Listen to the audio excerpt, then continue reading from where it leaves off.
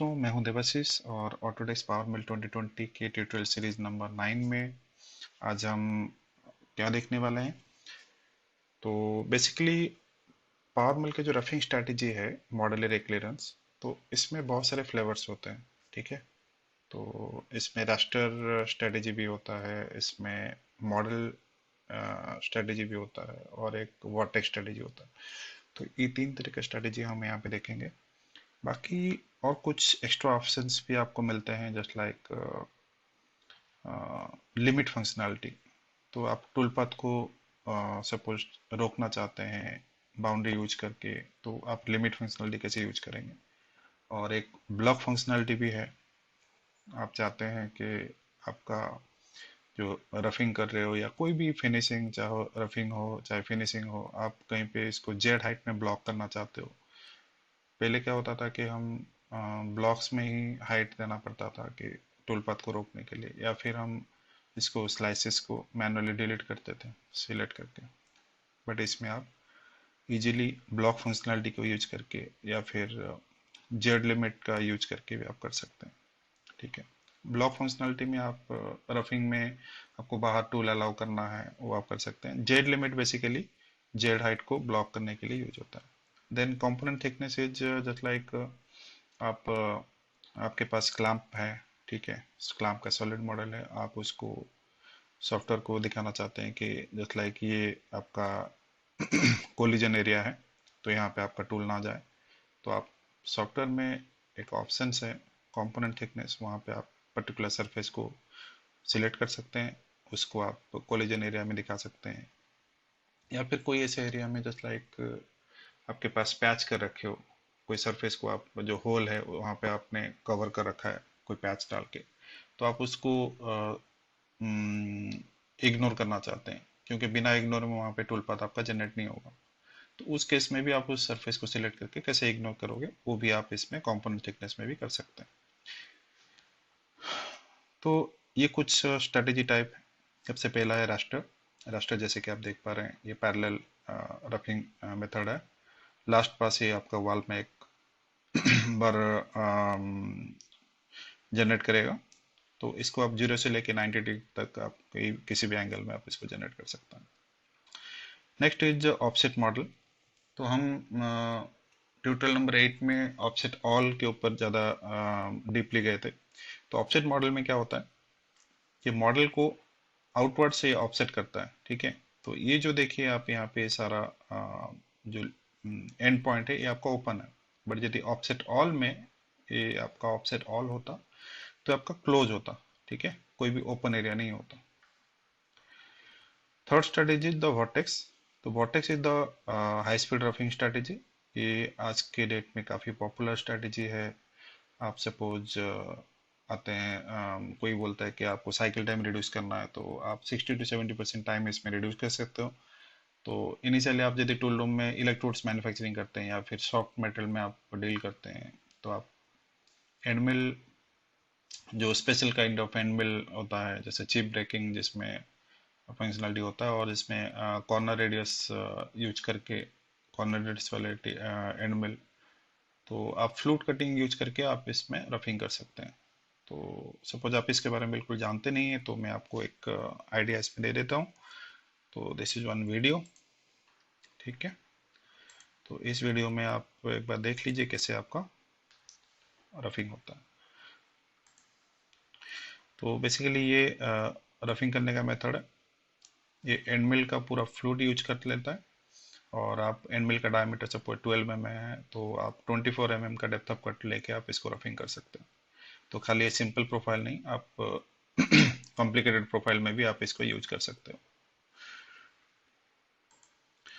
सो अब हम सॉफ्टवेयर के अंदर चलते हैं। तो ये आपका मॉडल एरिया क्लियरेंस स्ट्रेटेजी है।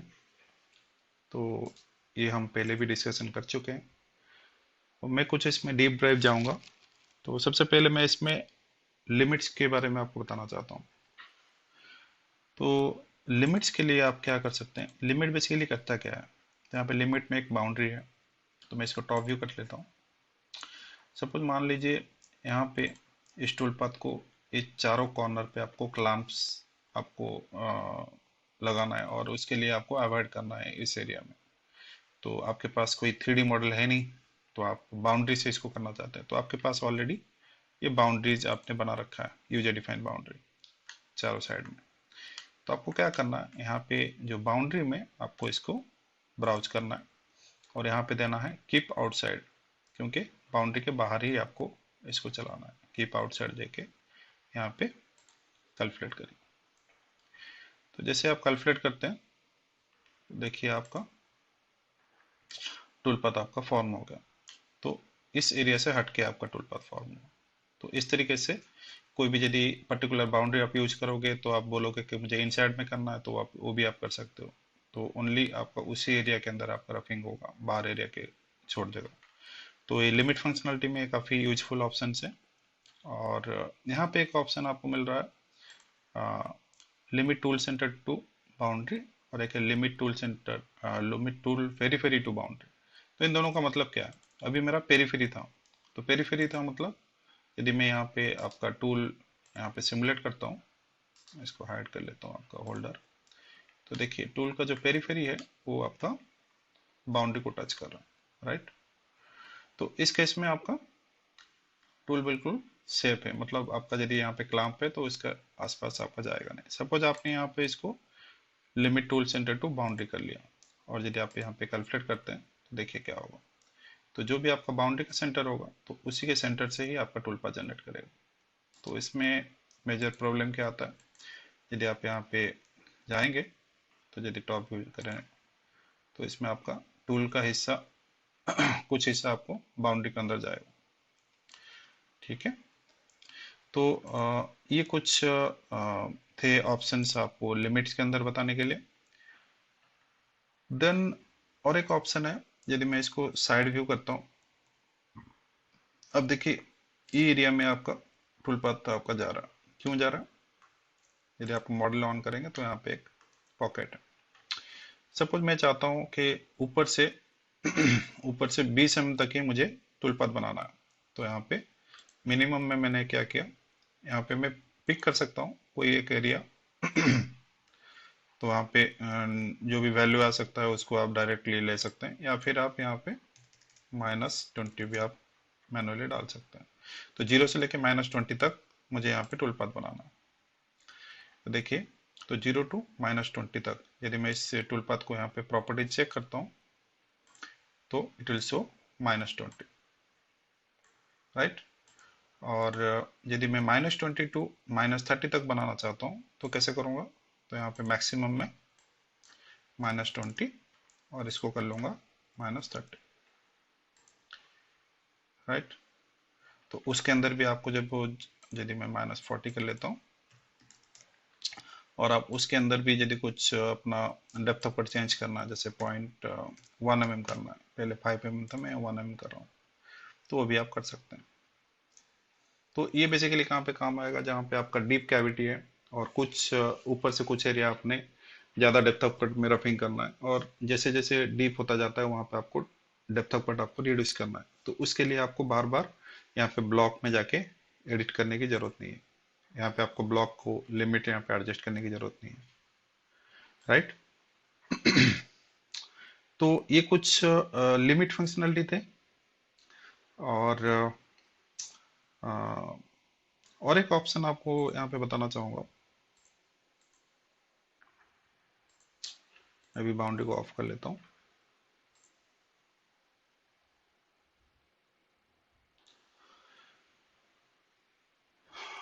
ओके, अभी आप इसमें एक देखेंगे, शायद आप एनालाइज कर पा रहे हैं नहीं कर पा रहे हैं मुझे पता नहीं, बट एक एरिया आपको यहाँ पे दिख रहा होगा जो कि non cutting area, this area, ठीक है। एरिया में क्यों नहीं गया, उसके पीछे लॉजिक ये है कि आपका जो ब्लॉक साइज जितना है, मैंने स्टॉक साइज भी उतना रखा हूँ। ओके, तो इसको मुझे कटिंग करने के लिए इधर मुझे एक ऑप्शन ये है कि मैं ब्लॉक में जाके यहाँ पे जेड को लॉक करके यहाँ पे एक्सपेंशन में बढ़ा दूँ, 10 mm 12 mm जो भी बढ़ा दूँ, तो मेरा स्टॉक बढ़ जाएगा, तो ऑटोमेटिकली यहाँ पे कटिंग कर लेगा। बट इसमें क्या हो जाता है, आपका टाइमिंग यहाँ पे बढ़ जाता है, ठीक है। तो मुझे ये नहीं करना है, ठीक है। यहाँ पे मैं इसको 0 कर लेता हूँ। और तो इसको मुझे कवर करने के लिए यहाँ पे एक छोटा सा ऑप्शन है। तो ब्लॉक के अंदर अभी ये था पहले limit tool centre to block edge, तो इसको आप कर लीजिए allow tool centre to outside the block, just like calculate करिए। Now you can see it will create the tool path over that area. ठीक है, ये देखिए ये एरिया में। तो ये एक अच्छा ऑप्शन है कि सपोज आपको कोई इंसर्ट या फिर कोई इलेक्ट्रोड काट रहे हैं, तो वहाँ पे आपको एक्स्ट्रा मेटेरियल लेने की ज़रूरत नहीं है। तो जो भी आपका जॉब का साइज हो उसी साइज के ऊपर ही आप यहाँ पे ऑप्शन ऑन कर देंगे तो आपका रफिंग हो जाएगा। सो नेक्स्ट हम देखते हैं जो स्ट्रेटेजी टाइप। यदि आप रास्टर की बात करते हैं तो रास्टर में बेसिकली होता क्या है कि यहाँ पे आप एंगल दे सकते हो। तो यहाँ पे आप ऑन करिए, तो instead of offset all you can choose raster, right. Raster में आपके यहाँ पे फिक्स डायरेक्शन है, चाहे 40 हो, 45 हो, चाहे 0 हो, कुछ भी आप यहाँ पे दे सकते हैं। तो जैसे आप कैलकुलेट करेंगे तो आपका टूल पाथ यहाँ पे बन जाए।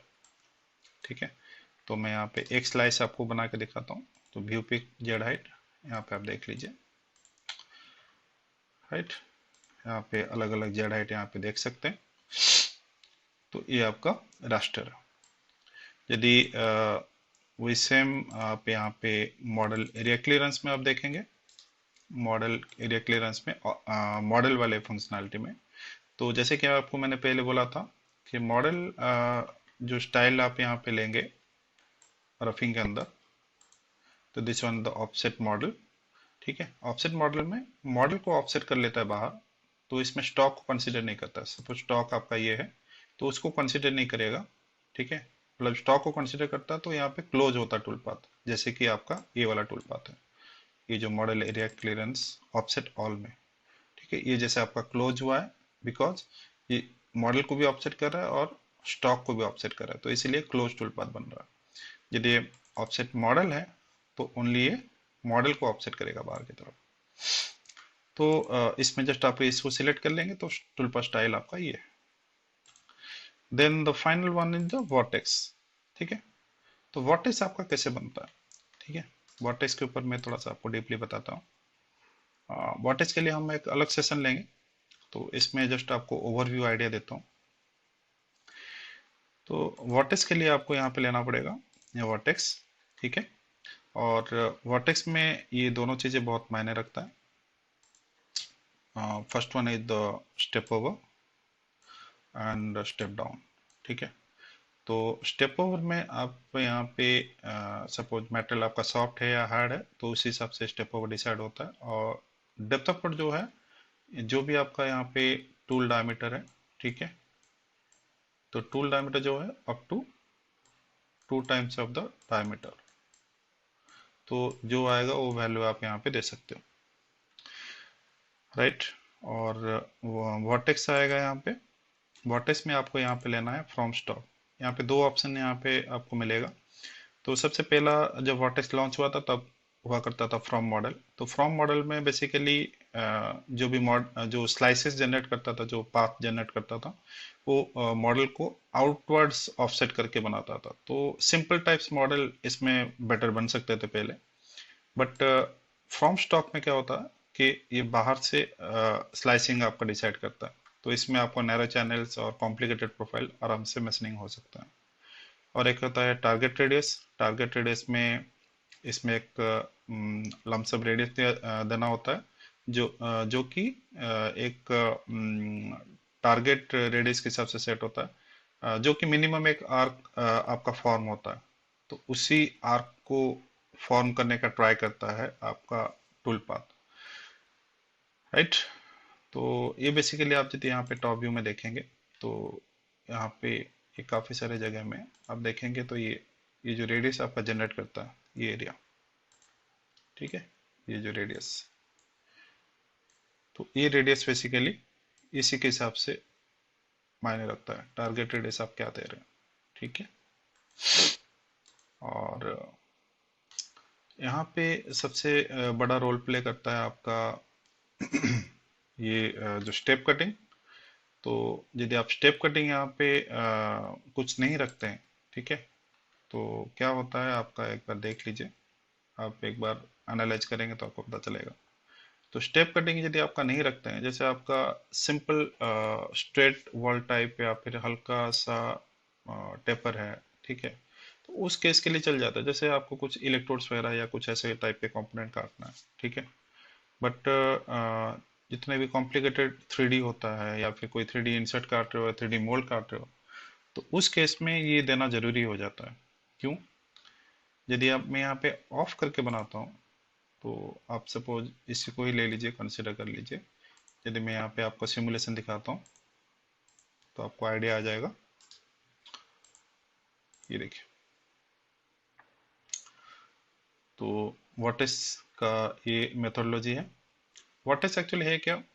ये स्ट्रैटेजी इस तरह से बनाता है कि कॉर्नर पे जहाँ पे आपको लोड इसको ज़्यादा मिलना होता है, तो वहाँ पे टॉर्कोडाइल मोमेंट में वहाँ पे कॉर्नर्स पे पाथ जनरेट कर लेता है, तो जिससे कि टूल के ऊपर आपका यूनिफॉर्म लोड हमेशा रहता है। देखिए, यहाँ पे आपका स्ट्रेट आइलैंड आपका क्रिएट किया, राइट?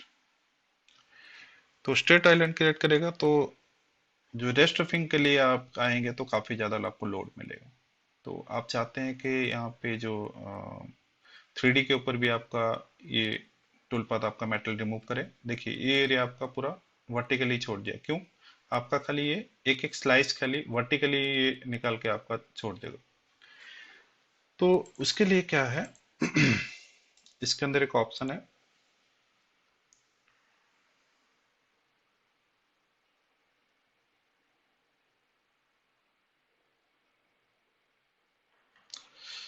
ये जो ऑप्शन आपको यहाँ पे मिल रहा है, जस्ट लाइक स्टेप कटिंग, तो इस ऑप्शन को आप यहाँ पे ले लीजिए, राइट? तो ये ऑप्शन में आप स्टेप अप करके दे दीजिए। जो भी 3D एरिया है तो वहाँ पे 1 mm का स्टेप अप करके ये कटिंग कर लेगा आपका। तो यहाँ पे कैलकुलेट करिए तो आपको पता चल जाएगा।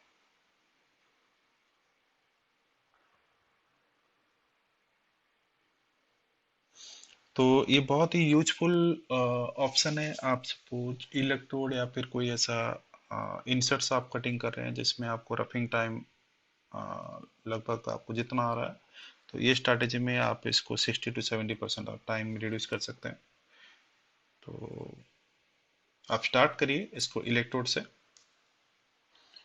और यदि आपको कुछ प्रॉब्लम भी आ रहा है तो आप मुझे वहाँ पे लिख सकते हैं।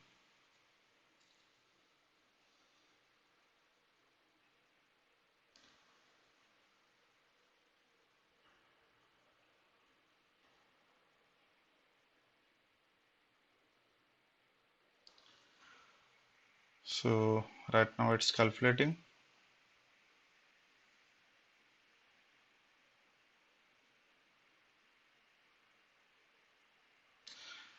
So now it's done. अभी एनालाइज कर रहा है। यदि कुछ एरर है तो यहाँ पे आपको रेक्टिफाई करके देगा आपको सॉफ्टवेयर।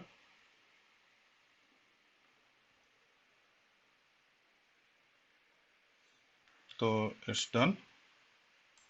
सो नाउ मैं इसको सिमुलेट करता हूँ। अभी आप देखें, ये जो आपका अंदर आपका एंट्री किया, ये हेलिकल मोमेंट में आपका एंट्री करेगा, या फिर आप यहाँ पे ऑप्शन है इस स्ट्रैटेजी के अंदर कि आप हेलिकल वा में आप कैविटी के अंदर एंट्री लेंगे, या फिर आप ड्रिल लगा के भी आप कर सकते हैं। ड्रिलिंग का भी फंक्शनलिटी वहाँ पे है। अब देखिए, जो भी बचा आपका, तो उसके बाद ये स्टेप अप जो आपने 1 mm का दिया था, ये 1 mm लेके इसको 3D एरिया को क्लीन कर लिया, तो it is the good one. तो नहीं तो ये एरिया आपका क्लीन नहीं होता, राइट? तो इस तरीके से आप यहाँ पे वर्टेक्स का यूज कर सकते हो। देन फाइनली एक ऑप्शन मैं आपको बताना चाहूँगा कि यदि आपके पास 3D मॉडल है, ठीक है, और जस्ट लाइक आप मैं यहाँ पे दो ऑप्शंस आपको यूज करके दिखाता हूँ। फर्स्ट यहाँ पे एक बाउंड्री में डाल देता हूँ।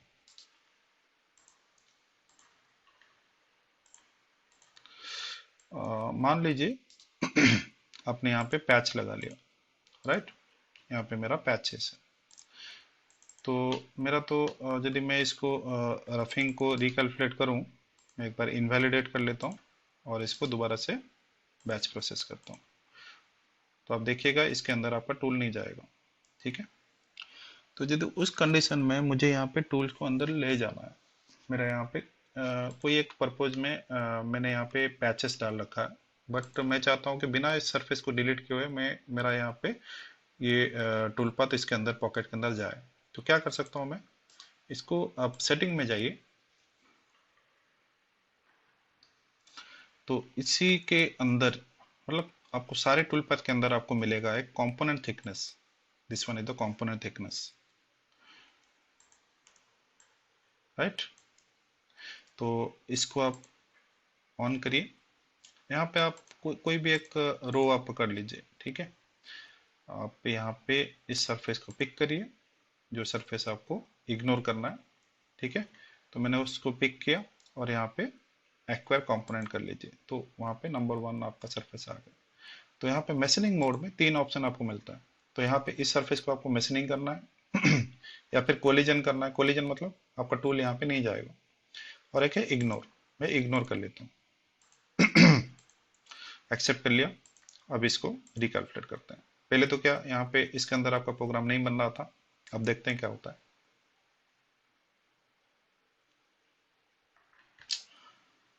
अब देखिए इसके अंदर आपका प्रोग्राम आपका बन गया। सो सेम और एक मैं एग्जांपल आपको दूंगा। तो मेरे पास एक क्लाम्प्स यहाँ पे मैं बना रखा हूँ, तो मैं क्लाम्प्स को इंपोर्ट करना चाहता हूँ। तो लेट अस इंपोर्ट द क्लाम्प। तो मेरे पास ये कुछ क्लाम्प्स मैंने बना रखा था।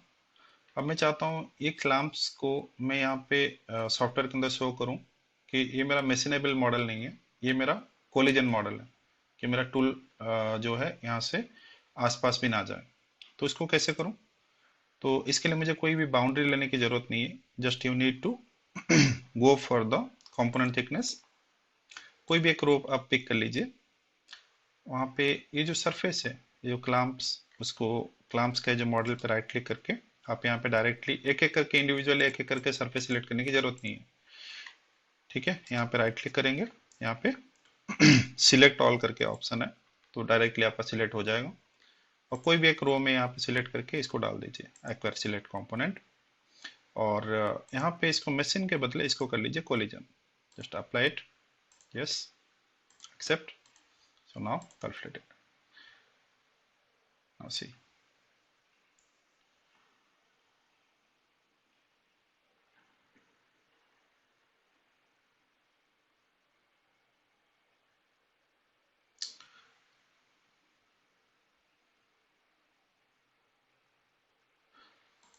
ओके, सो आप चेक कर लेंगे।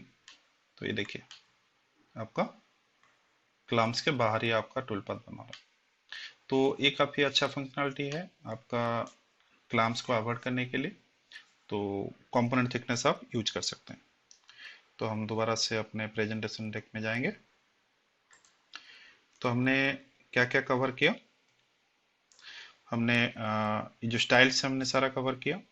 तो लिमिट फंक्शनलिटी कैसे बाउंड्री, ब्लॉक और जेड लिमिट में आप कर सकते हैं। देन कंपोनेंट थिकनेस यूज करके कोई भी सरफेस को इग्नोर या फिर कोई भी सरफेस को या क्लैंप सरफेस को आप कोलिजन में आप दे सकते हैं, वो भी मैंने आपको बताया। तो थैंक यू। और आगे से मैं कंटिन्यूसली आगे का वीडियो भी अपलोड करता रहूँगा। सो आप इसको ज़्यादा ज़्यादा शेयर करिए और ज़्यादा ज़्यादा लाइक करिए।